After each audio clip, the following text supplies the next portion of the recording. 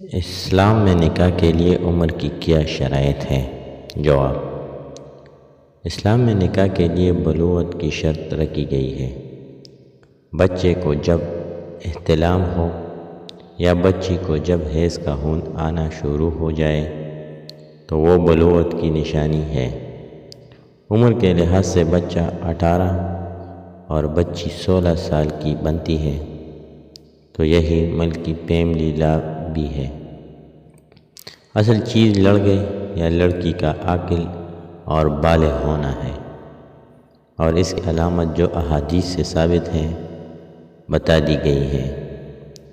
قاضی اسی طرح لکھے گا جس طرح ملکی قوانین میں کم از کم عمر لڑکے کی 18 اور لڑکی کی 16 سال ہے۔